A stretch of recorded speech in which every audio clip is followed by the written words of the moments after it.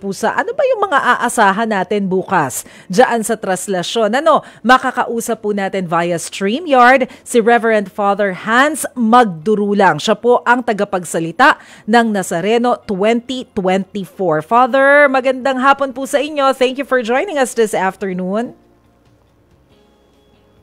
Father? Good afternoon po. Yes. Ayan. Po, good afternoon po sa inyo. Magandang hapon po. Opo. Father, bago po natin balikan yung essence ng pista ng Itim na Nazareno, gusto ko lamang pong kamustahin yung preparations po ninyo for tomorrow. Although I understand, dami na rin nagpupunta ngayon for pahalik eh. Yes po ma'am, naku, tuloy-tuloy po. Actually po, kay mga kadeboto natin from mga probinsya po ay namataan na rin po natin, narinig natin na may mga dumarating na rin po simula po nung January 6 po. Hanggang kanina po atin pong nabalitaan po. Pero, Father, pakibigyan nga po kami ng sitwasyon na nangyayari ngayon, especially dyan po sa Luneta Grandstand. Hanggang kailan po ba sila pwedeng pumila dyan para makisala doon sa pahalik? And ito po yung unang beses, after ilang years? 3 years po, ma'am. Maricel, 3 years po, no? 3 years po. At sa ngayon po ay tuloy-tuloy po ang pahalik sa imahe ng Pong Nazareno sa Quirino Grandstand. Nagsimula nga po noong January 6 hanggang bukas po yan, January 9. At naghahanda na rin po doon sa Quirino Grandstand ang mga kapatid natin para po sa pagsisimula po ng vigil program po natin. Mamaya pong, ngayon po, mga alas 4 po ay magsisimula po ang Parade of Band. At pagkatapos po ng Parade of Band, mga around 5:30 po ay magsisimula naman po ang ating evening prayer o panalangin sa Takib Silim. Pagkatapos po nun ay magsisimula na po ang ating vigil, ang ating programa para doon po sa Quirino Grandstand hanggang sa bago po magsimula ang ating Misa Mayor, ang ating Fiesta Mass na pamumunuan ni Cardinal Jose Advincula ng 12 midnight po. Oh, wow. Pero alam mo, Father, ang namamangha talaga ako, every time na nagkakaroon po tayo ng ganitong pagtitipon, yung ipinapakita talagang debosyon, nung ating mga deboto ng Itim na Nazareno, na every time na may ganyan, lagi silang present. Pero pakibigyan nga po kami ng paliwanag, Father, kung ano yung pinaghuhugutan nitong ating mga deboto. Ano po ba yung pinagmula ng ating pagdiriwang ng pista ng Itim na Nazareno? Alam mo ninyo, in 1600 po nang dumating po ang mga friar po, mga Augustinian friar po, mga misyonero, sila po ay nagdala dito hindi lamang ng imahen, kundi ng pananampalatayang Kristiyano po, pagkapahayag nila ng ating pananampalataya at daladala ho nila ay eventually ganun din po ang imahen. At pagkatapos po nun, ito ay sinimula ng maging gabay, maging bahagi na po ng pananampalatayang Katoliko ng mga Pilipino. Nagdebosyon po sila. Marahil po ay unti-unti na nakakatanggap po sila ng mga biyaya ng grasya. At noong pong 1700s, nung inilipat na po ang imahen mula sa Luneta sa Bagong Bayan, Intramuros, papunta po dito sa Quiapo Church. At doon po, lalong dahil by that time, 1700s, sentro po ng kalakalan ang Kamaynilaan, ang Quiapo Church. Kaya po, maraming tao po talaga dito hanggang ngayon naman ay sentro ng Maynila at sinasabi natin ng Quiapo. Kaya mas lalong madami pa rin tao. Mas lalong dumami ang mga deboto at sa paglipas ng panahon, pinasa-pasa na po ang mga kwento ng kadakilaan, himala, na dulot ng kanilang debosyon, ng kanilang pananampalataya sa Pong Jesus Nazareno. Kaya masasabi natin na ngayon po, sa tulong naman ng makabagong teknolohiya, ang media coverage, sa tulong po ninyo at ng social media ay masasabi nating lumago pa, lumawak pa ang pananampalataya sa debosyon ng Pong Jesus Nazareno dahil sa mga debotong nagpapatotoo ng kabutihan ng Panginoon na natanggap nila mula sa debosyon na ito. Pero Father, para po dun sa hindi nakakaalam, balikan nga po natin yung kwento ng imahen. Kasi ito po, hindi lang simpleng hamon yung mga na-encounter, lalo na po nung mga nagmamanage po nito, hindi po ba? Naka-experience din, nasunog din itong imahen, pero ngayon nakita natin na nakatayo. Ano po ang nangyari? Pakikwento nga po, para dun sa mga hindi pa nakakaalam. Opo, bali po, nagkaroon po yan nung dumating po sa Pilipinas yan ay, of course, sinasabi nga ho natin na nagkaroon din po ng sunog dun sa simbahan po na nilagakan po niyan. Pagtapos po nung sunog na iyon, ito ay nakasurvive naman po, no? Nakasurvive naman ho yung imahe na ito. At sa paglipas nga ho ng panahon, ito ay inilipat din po dito sa simbahan ng Quiapo na kung saan nakaranas naman po ito ng digmaan din po, no? Kaya parang from the sunog, inabot ng digmaan, yung World War, pero ito po ay nag-survive. Yung imahen po ay nanatili at ito po ay nailigtas din po. Pero kasabay po ng pagkaligtas po ng imahen na ito ay sasabihin natin na hindi lang yung imahen sa paglipas ng sunog, ng kalamidad, ng gera, hindi lang yung imahen ang nag-survive. Ang nag-survive din ay ang pananampalataya ng mga deboto. At para bang, lalo na siguro po na sabihin natin, lalong lumalim, lalong tumibay ang pananampalataya ng mga deboto sa Pong Nazareno pagkatapos ng mga pinagdaan ng pagsubok na ito. Kaya ho, masasabi natin na kasabay ng pagka-survive, ng pagkaligtas po ng imahen ay ang pagkaligtas din ng pananampalataya ng mga deboto. So hindi biro yung pinagdaanan, ang daming pinagdaanan na sunog at kung ano-ano pa po, na World War pa pala tong Black Nazarene. Does it explain, Father, kung bakit black yung color ng imahen? Is it because of the sunog or talagang ganun po yung ginamit na materials for the imahen? Well, ayon po sa ating mga historian po na yung klase po ng kahoy na hindi po dahil itim talaga po, kundi yung klase po ng kahoy na ginamit ay hindi po puti, no? Kundi parang mulato po, parang kayo manggirim po na siguro sa paglipas po ng panahon ay naiba rin po, no? Naiba rin po yung kulay nung imahen din po.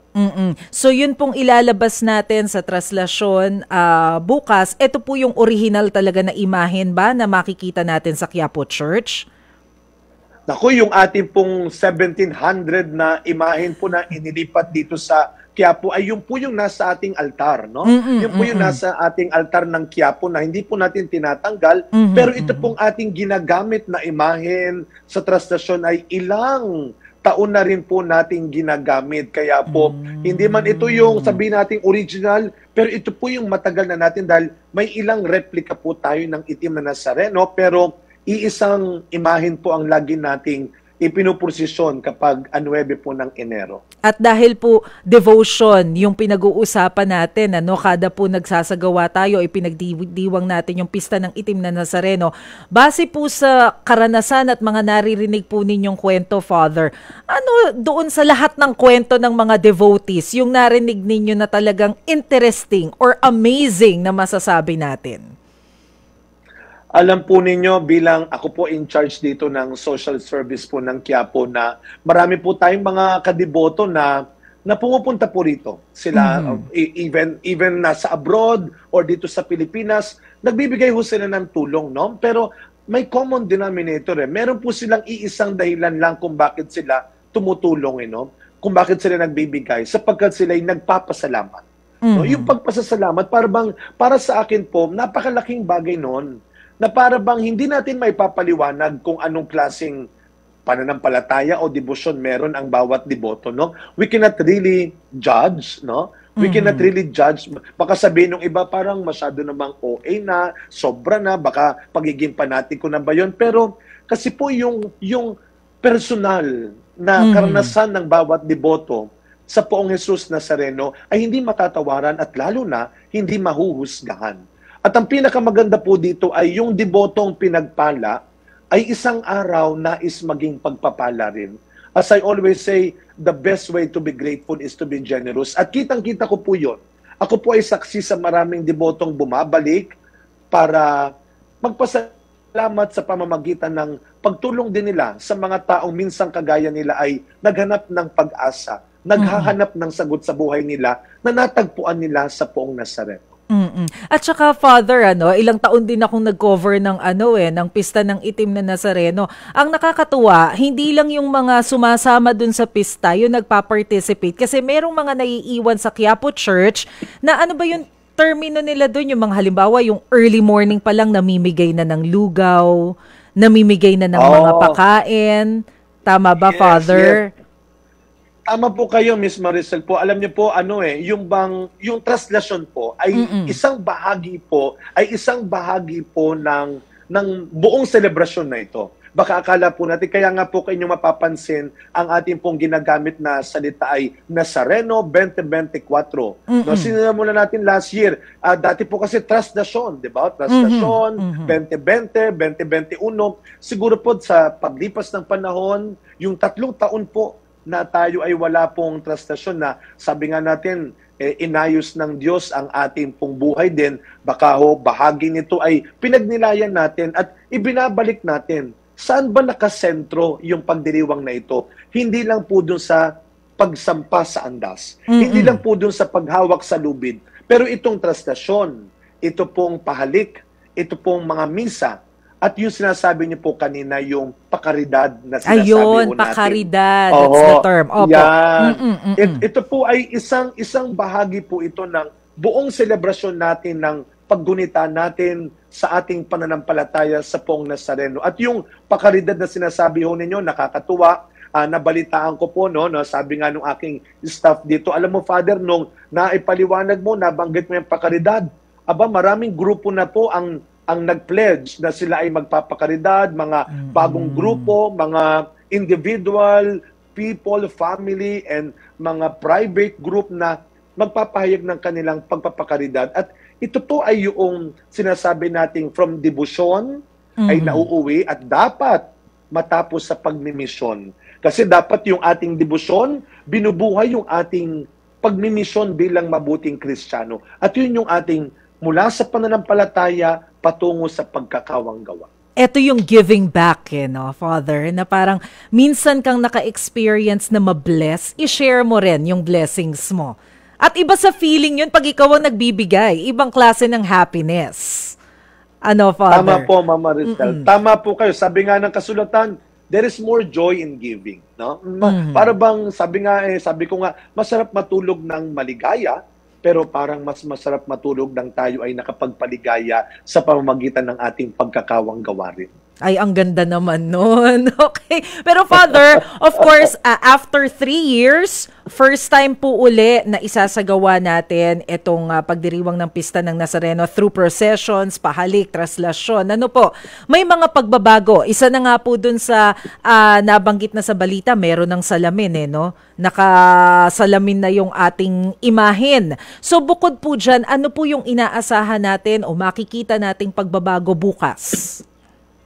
Ms. Maricel, bukod po doon sa ating andas ay dala-dala pa rin ho natin yung isa sa mga itinuro ng pandemya at pinapaalala ng Kagawaran ng Kalusugan dito po sa Maynila ng ating alkalde, Mayor Hani Lacuna Pangan, na wag ho nating tatanggalin sa ating pag-iisip din kahit na tayo ay nasa gitna ng mga gawain na ito ay yung pag-aalaga at pagpapahalaga sa kalusugang itinuro sa atin ng pandemya. Kaya siguro po dagdag pa rin sa pagkakataong ito before the pandemic, ito yung dagdag din na sabihin natin dahil in the past 3 years, ginagawa ho natin ito pero ipatutupad pa rin po natin at mahigpit namin, marubdob na hinihikayat ang mga kadeboto na mag-face mask pa rin ho tayo. Kaya asahan nyo nga po sa ating entry point pa lang sa Villalobos po ay may mamimigay na ho, lalo nang nagsimula na po kaninang 3 p.m. ang ating Fiesta Mass at makikita ho natin na mamimigay na ho tayo ng face mask din at hindi man 100% masunod ang 1 meter distancing, pero we will still try our best dito po sa Quiapo, lalo na sa simbahan na magkaroon ng sapat na pagitan o distansya para rin po na maging mabilis at maging maayos ang daloy ng mga papasok at lalabas po ng simbahan. Basically, bukod sa bagong andas, ito po yung ating mga dinagdag din po na na mga bagay sa ating pagdiriwang. Oy, pero challenging yun, Father, ha, yung space, social distancing, kasi sa dami nung ine-expect natin tomorrow, medyo mahirap. Yes po. Opo, nabanggit po yan nabanggit po yan ng mga kapulisan. Kaya nga po ang mahalaga lang po ay we will still do something. Para rin po hindi po talaga magsiksikan po talaga. Kaya asahan po ninyo, meron tayong mga control officer po sa loob at sa palibot ng simbahan na magsasabi na, puno na ang simbahan, o kaya yung ating distansya po dito sa palibot ay gagawa po tayo ng paraan. Sabi ko nga po, we cannot promise 100% na 1 meter masusunod po yun. Pero at least, yun lamang pong makakilos tayo pa rin ng malaya at maayos para lang po sa pagdaloy ng mga taong pumapasok at lumalabas po. Okay. Pero Father, nabanggit po ninyo kanina yung schedule para po doon sa vigil, dyan po sa Luneta Grandstand, ano? But habang ongoing po yung program, yung misa, and lahat po ng activities, ongoing pa rin po yung pahalik. Ganun po ba yun? Sabay? Yes. Opo.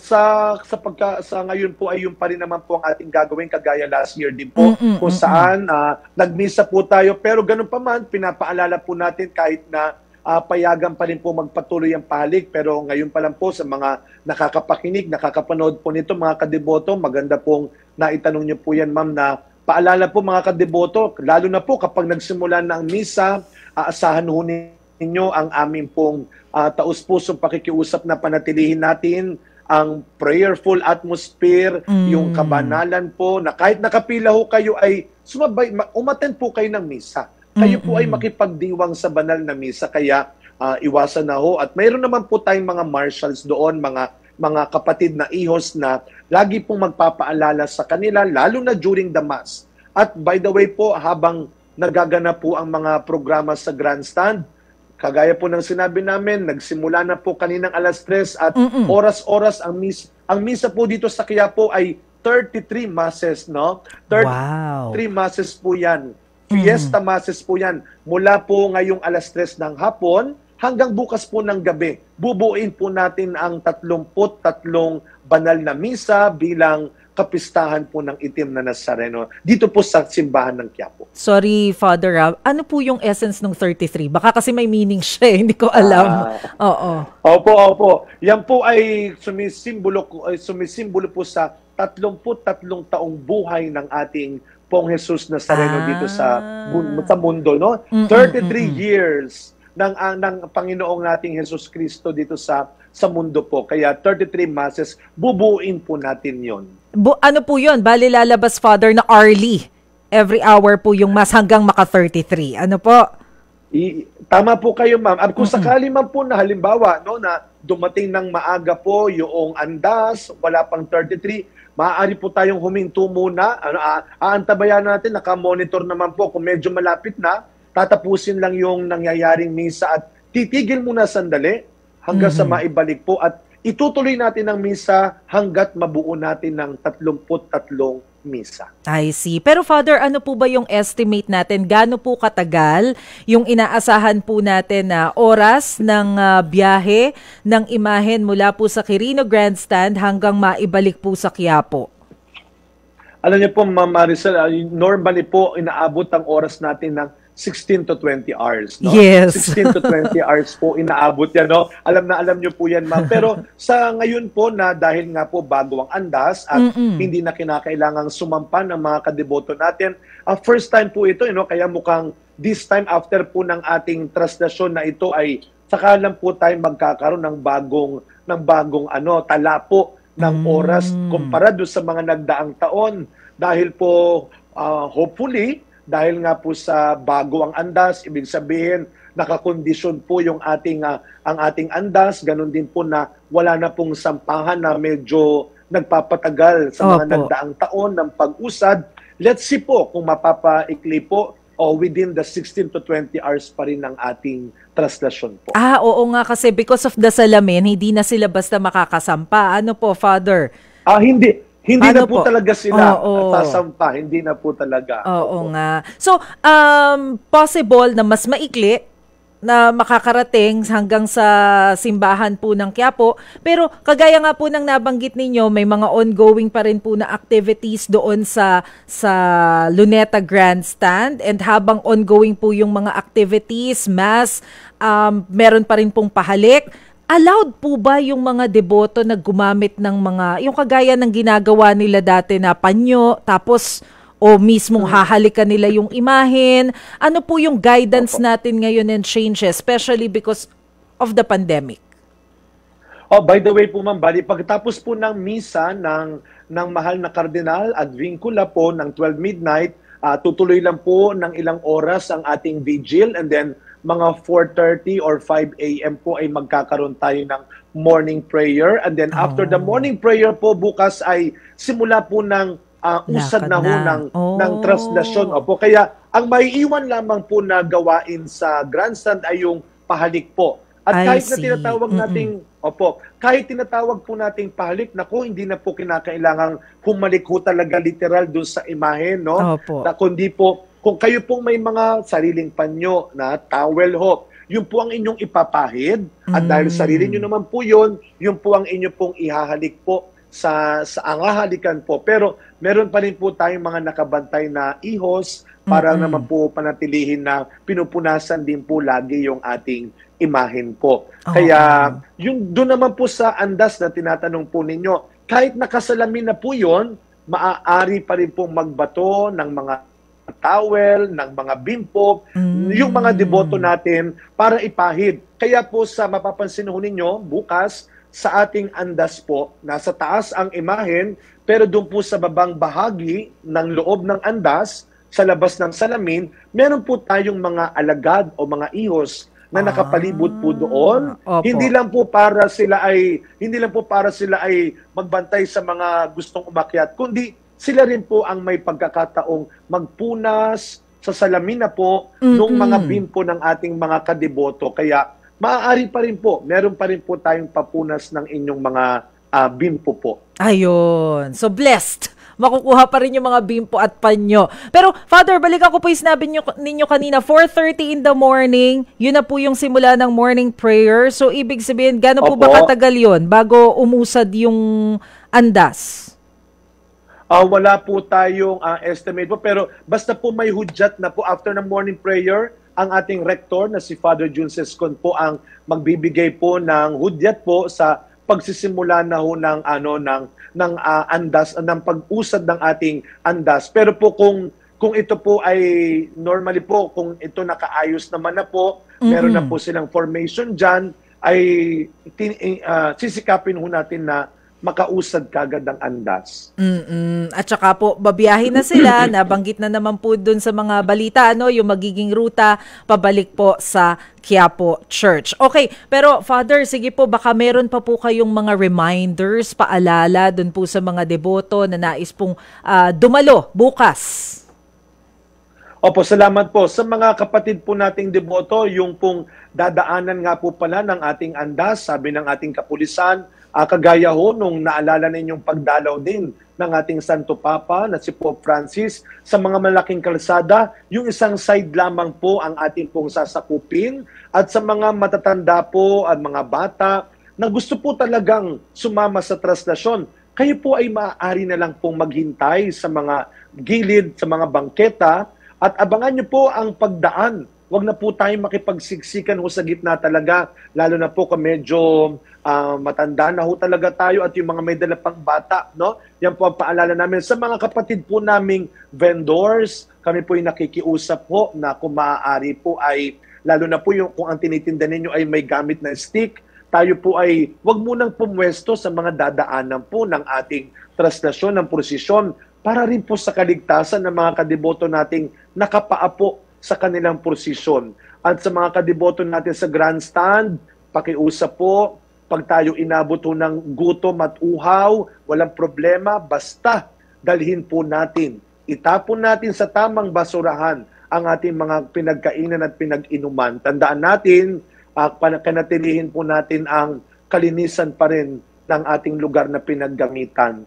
At sa mga kapatid ho nating dadalo po naman ng misa dito sa simbahan ng Quiapo, Alam niyo na po, ilang araw namin sinasabi, paalala lang po ulit, na wag na magdala ng bag, malalaking bag, no? Dahil po hindi kayo papayagan din po kapag malaki po ang inyong bag. Kaya nga po, siguro kumain na po kayo sa inyong bahay ng mabuti, matulog ng mabuti, para po hindi nyo na kinakailangan magdala ng extra pagkain o inumin pag kayo po ay pumunta dito sa simbahan ng Quiapo.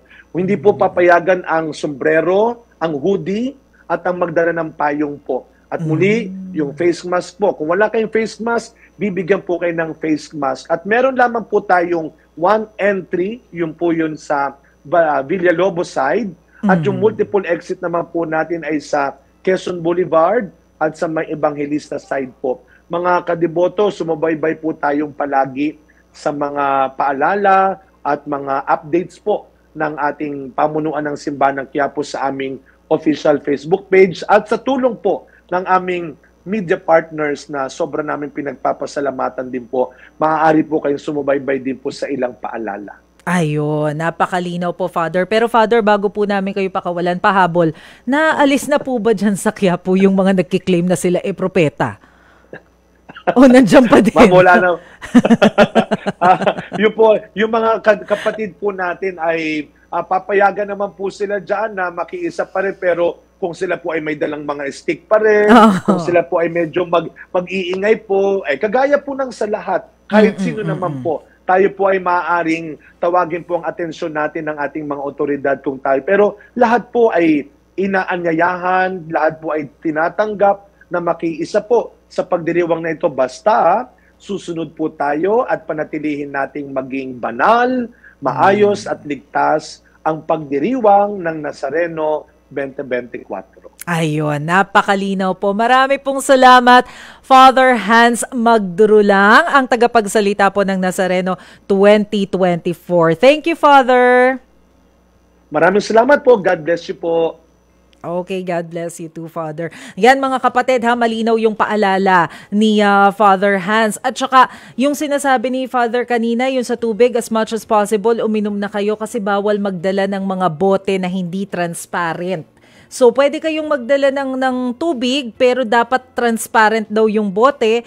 Pero as much as possible, mas maigi kung wag nang magdala ng lalagyan kasi meron naman daw mga water station doon na inihanda to make sure na hindi naman madidehydrate yung mga mag-a-attend na mga devotees. At saka yung mga bags, as much as possible, yung transparent na bag ang dadalhin para hindi na kayo masita ng mga pulis. Kasi iikot din yung mga pulis dyan sa area na yan. Magtulungan na lang po tayo para maging maayos yung ating traslasyon na gagawin bukas. Kasi after 3 years, ngayon lang po uli natin ito ma-experience. So let's make it peaceful, no? And orderly. Naku mga kapatid, ayan po yung update natin tungkol po sa preparasyon sa gagawin pong Nazareno 2024. Bukas po yan, January 9. Pero hindi pa po tayo nagtatapos mga kapatid dahil mamaya makakausap naman natin ang Department of Migrant Workers. So kung kayo may mga tanong o nais idulog, naku, pwede po kayong mag-join sa ating discussion online. Pwede rin po kayong tumawag sa ating tanungan hotlines 8631 5788 o di po kaya ay sa 8631-6674. Huwag bibitiw dahil magbabalik pa ang programang Sagot Kita. Nangunguna bilang news, public service at entertainment radio station sa Mega Manila. Radyo 5, True FM. Ipagsigawan na ang nararamdaman. Huwag lang mahiya. Why shy? Are you looking ba talaga for a jowa o kaibigan? Actually, siguro naghahanap na ako ng makikita ko na hinihintay ko sa altar. Samahan ang inyong chika-tita, Laila Chikadora. Shout out! Lunes hanggang Biyernes, alas 8 hanggang alas 9:30 ng gabi. Sabay-sabay tayong mag-shoutout! Mag-shoutout kayo ha! Pwede kayong tumawag sa amin. Iniimbitahan po namin kayo. Yes, you're invited to the highest level. Para sa mga mensaheng kailangang ipagsigawan, mag-shoutout na sa 92.3 True FM. Bawat tao may pagsubok. Dahil pag hindi lasing yung lalaki, Napakabait. Ay, totoo naman, mayroong ganyan. Oo, parang maamong butike yung lalaki. Bawat problema, may solusyon. Kailangan mabuhay tayo sa ating kakayanan. Hindi natin po pwedeng yakapin ang isang malaking puno nang hindi natin mapag-aabot ang ating dalawang kamay. Bawat mali, may leksyon. Ang nagmamahal sa kanyang mga magulang nang higit sa akin ay hindi karapat-dapat sa akin. Dr. Love. Dr. Love. Sa hirap ng buhay natin, mga kapatid, nauunawaan natin na may mga tao talagang nasisira sa kinang ng salapi. Lunes hanggang Biyernes, alas 9:30 hanggang alas 11 ng gabi. Mukhang may problema itong si Monica. Parang naghahanap siya ng atensyon, naghahanap siya ng pagmamahal na hindi niya nakukuha sa nanay niya. Hindi niya mahanap sa kay Aling Alejandra. Oo, dahil sa iba niya po hinanap. Pakinggan ang nag-iisang pananaw ni Brother June Banaag. Wala kang galang sa magulang mo kahit ang sama ng magulang mo. 9 na buwan kanyang inalagaan sa tiyan niya, hindi kanya pinatay, kambing ka. For your nightly prescription of wisdom, faith, hope. Ang role ng babae sa buhay natin is to inspire us. Dr. Love. Dr. Love. Sa Radyo 5, True FM. Tanong mo, sasagutin ni Cheryl Cosim. Sagot kita sa 92.3 Radyo 5 True FM. Dito tayo sa totoo. Nagbabalik ang programang Sagot Kita. Kasama po ang inyong lingkod, Maricel Halili, pansamantalang po munang humahalili kay Cheryl Cosim. So mula po sa usapan tungkol po sa preparasyon sa itim na Nazareno, punta naman po tayo sa ating segment na Pinoy Connect.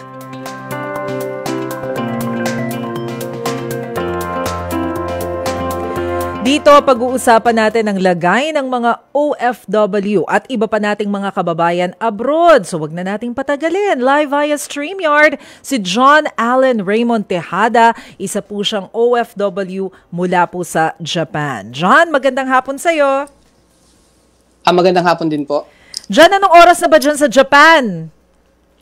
5:30 po ng hapon, ma'am. 5:30. So advance kayo ng 1 hour dito sa Maynila. Saan ka ba specifically Yes sa Japan nagtatrabaho?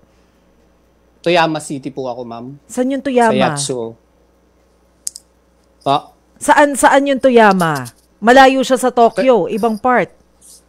Opo, malayo po siya sa Tokyo. Pag bullet train around 2 hours. 2 hours. So, ang Toyama, how far is it o gaano siya kalayo mula sa Ishikawa Prefecture? Yung naging sentro ng lindol kamakailan?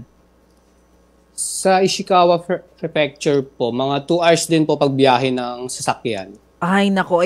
Bago kita kumustahin kasunod nung nangyari ng lindol, alamin ko muna kung ano bang pinagkakaabalahan mo dyan sa Japan. Gaano ka na ba katagal dyan?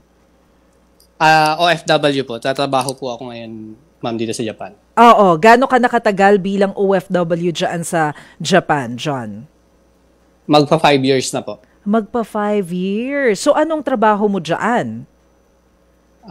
Factory worker, pagawaan ng copper wires.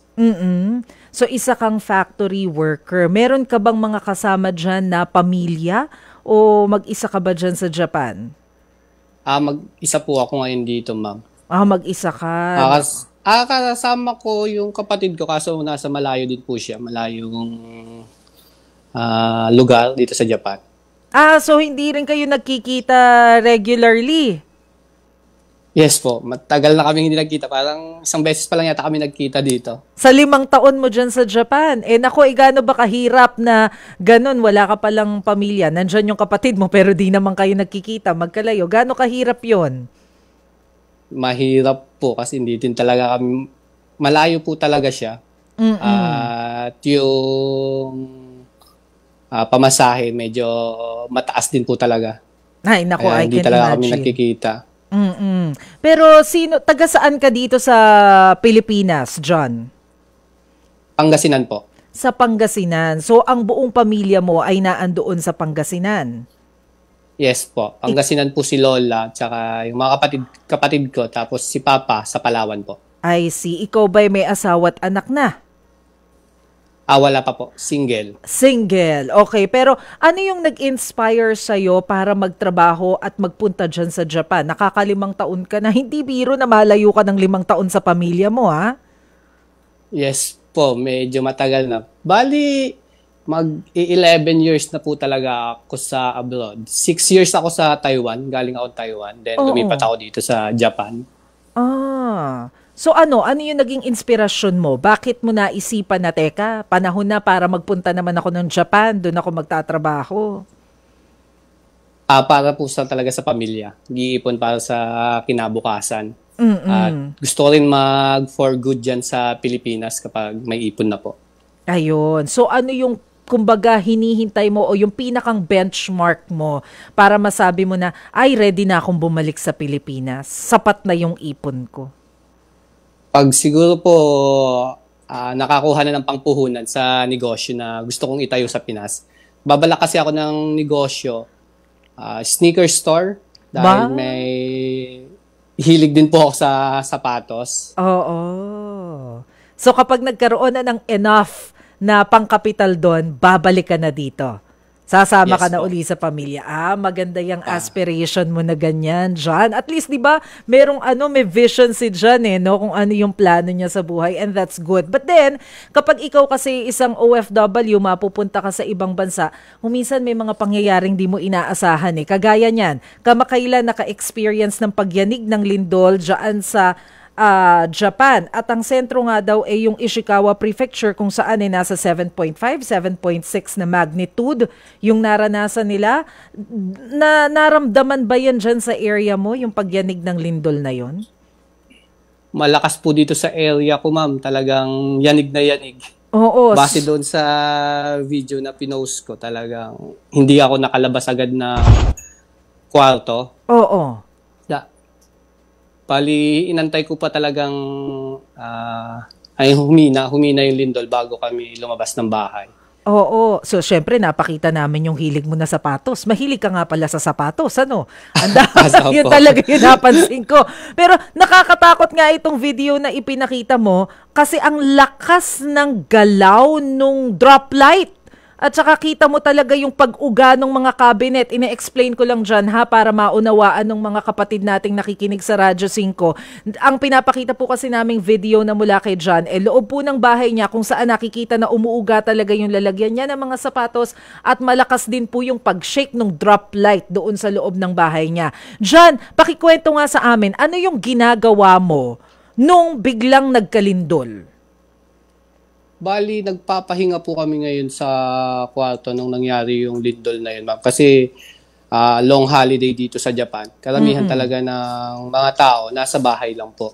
Then around 4 p.m. ng hapon, doon na po namin naramdaman yung lindol. Nung una, mahina lang siya, kaya hindi namin masyadong pinapansin. Tapos nung mga ilang segundo ang nakalipas, ayun na po, ganun na po kalakas yung yumanig. Parang around, tumagal siya ng 30 to 40 seconds yata dito sa amin. Matagal din. Teka. Kaya napakatagal nung... Oo. Pang anong floor ka nakatira? Kasi nakita ko yung video parang may pababa pa ng hagdan Anong floor ka? Nasa second floor po kami ng apartment.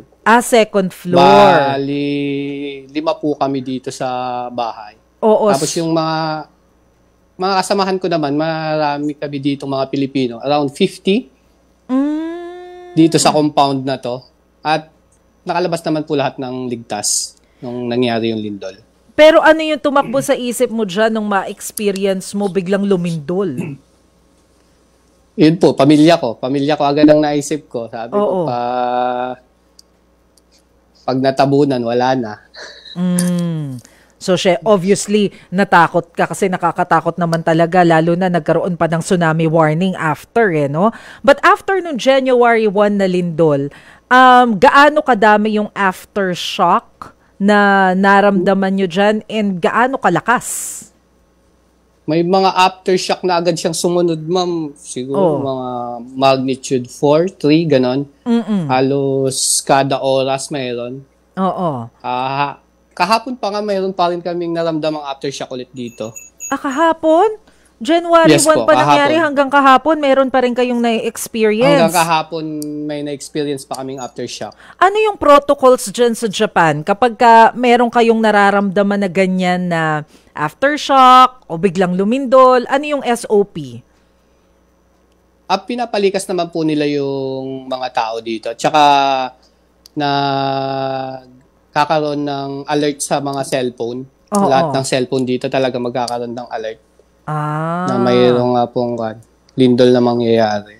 Pero ikaw, John, di ba dyan sa Japan, meron din yung mga grupo ng mga Filipino community na nagchat-chat din kayo, no? Base dun sa mga napapag-usapan dyan ng mga kapwa mo Pinoy, kamusta naman yung mga kababayan natin dyan? Meron na bang mga, sabi kasi ng DMW, may mga pina-evacuate din no? I don't know kung meron dyan sa area ninyo, meron bang naapektuhan pati yung trabaho base dun sa mga napag-usapan ninyo sa Filipino community? Dito po sa lugar ko, ma'am, wala naman po nag-evacuate. At pagkatapos nung lindol, naging normal din po yung takbo ng sitwasyon dito sa amin.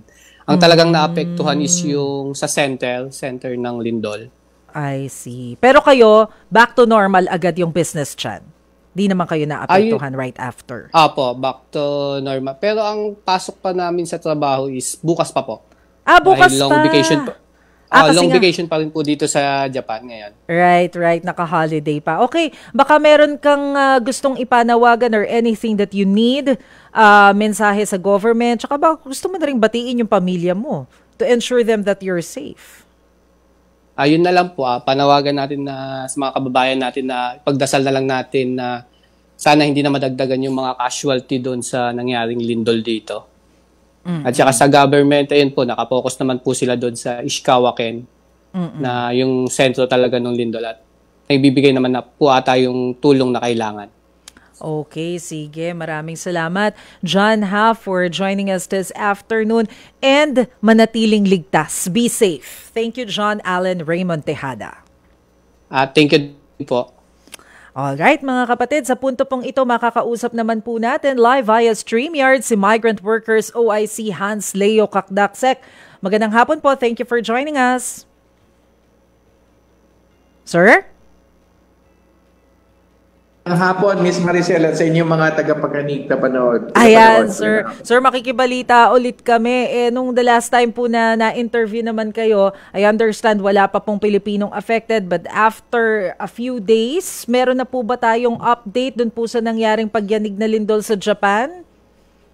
Yes, we're looking into yung mga OFWs, around 1,194 nandun sa prefectures that are closest to the epicenter. Ang epicenter, yung tinatawag na Noto region sa Ishikawa Prefecture. Peninsula siya sa Ishikawa Prefecture. Ngayon, yung katabing prefecture noon, Pahilaga, is Toyama. Nandun si John Allen. I see. Ngayon, okay. in those two prefectures, sa Ishikawa, 469 OFWs. And Toyama, 725. Karamihan sa kanila ay nasa manufacturing and construction sectors. Ngayon, so far, hindi ganun karami ang humingi. Nagbukas tayo ng helpline, di ba? 1348 helpline, as well as yung helpline ng Migrant Workers Office. Hindi ganun karami. Sa bilang natin, mga 20 ang humihingi ng tulong. Pinansyal. Meron kasi tayong action fund kung saan nagbibigay, tinalaga ng Kongreso, aprobado ng ating Pangulo yung action fund sa budget natin para mabigyan yung ating mga OFWs na nangangailangan ng tulong, sumasaklolo sa atin. Hindi sila ganun karami. May nakausap ako isang grupo ng 7 the other day sa Toyama rin. Opo. Mga kababaihan naman sila. And katulad din kay John Allen, nag-alok din tayo kay John Allen ng tulong pinansyal sa kanya in case kailangan niya ng tulong. So patuloy lang ang pag-monitor natin sa sitwasyon na malinaw na hindi kasing lubha itong lindol ng 2024, January 1, sa lindol ng 2011, yung Sendai quake, no? Kung saan napektuhan ng tsunami yung nuclear plant ng Fukushima. So malinaw na hindi kasing tindi yung pinsalang inulot ng lindol ngayon at nagpapasalamat tayo ng lubos, no, na hindi ganun ang nangyari katulad ng 2011. So that hindi ganun karami humingi ng tulong. But nevertheless, we are continually monitoring the situation on the ground.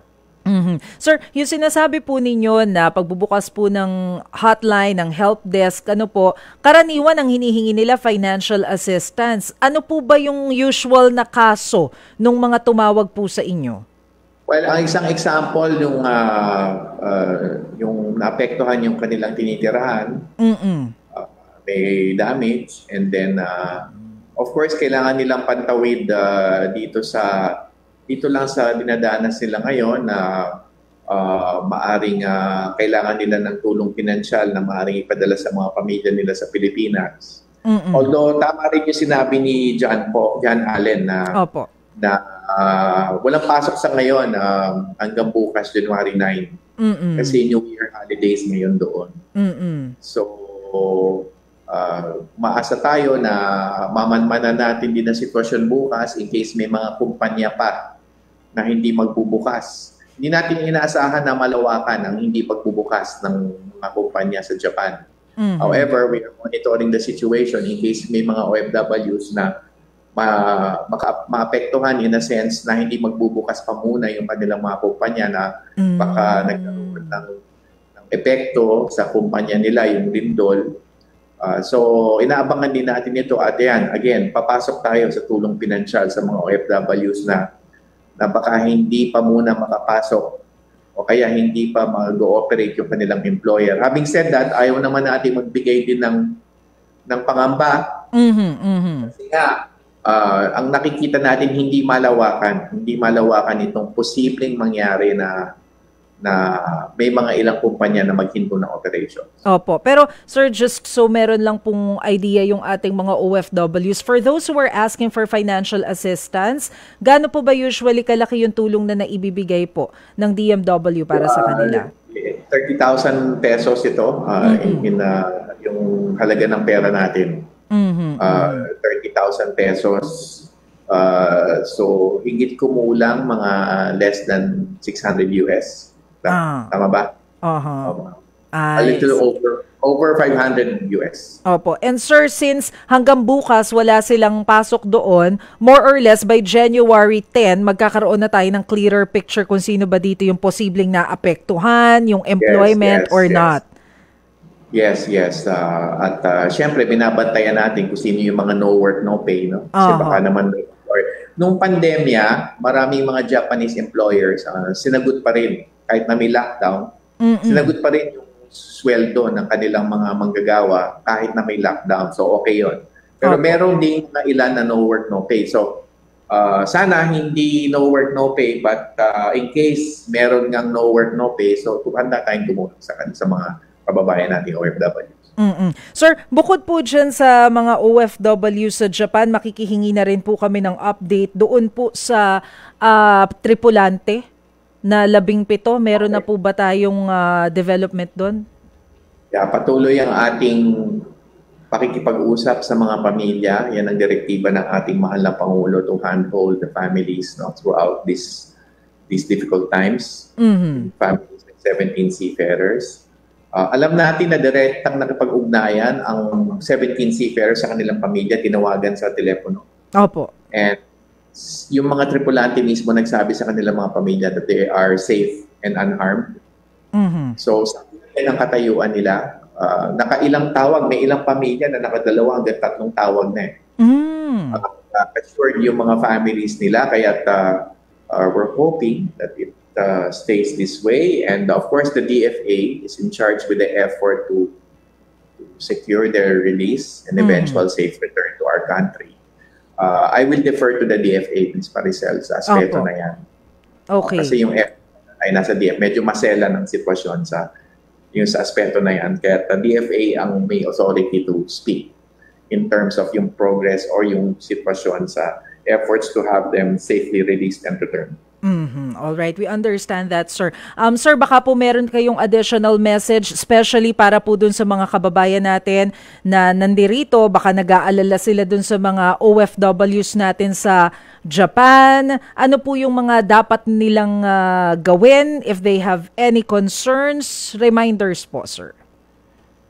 Yes, sa ating mga OFW sa Japan, nagpapasalamat tayo sa Japanese authorities kasi once again, pinamalas nila yung kanilang husay sa disaster management and by and large, hindi lang by and large, wala tayong report na napinsala na OFW sa gawa ng lindol. And of course, as you mentioned, merong ilan nandala sa evacuation nung may tsunami warning, pero lumipas naman, hindi nagtagal yung tsunami warning, bumalik din sa kanilang mga lugar, mga tirahan, yung mga OFWs natin. Ito po ang MWO, Migrant Workers, DMW Migrant Workers Office, Osaka hotline, no? +81 702 275 6082. Yan. +81 702 275-6082. Dumulog lang po sa mga linya na yan. Kung meron kayong gusto idulog sa ating labor attaché sa ating Migrant Workers Office at tutulong po kami. Alright, maraming salamat po DMW OIC Hans Leo Kakdaksek. Maraming salamat po. Salamat Ms. Maricel. God bless po. Ayan mga kapatid ha. Uy, mamaya 5 p.m. samahan nyo kami ha, sa totoo lang, sa 1PH Signal Channel 1. Pero hindi nyo muna kami maririnig sa radyo ng 5 p.m. ha. Magbibigay daan muna tayo sa Balita Pilipinas kasama si Kuya Poy. Pero by 5:30, wag na rin kayo maglilipad ha. Idire-diretso nyo na kasi mapapakinggan nyo na po kami sa Radyo 5 by 5:30 hanggang 6:24 p.m. At dyan po nagtatapos ang isang oras na tanungan at sagutan. Ito ang programang tulay nyo sa serbisyo publiko. Sa ngalan po ni Cheryl Cosim, ako po si Maricel Halili. Sagot kita.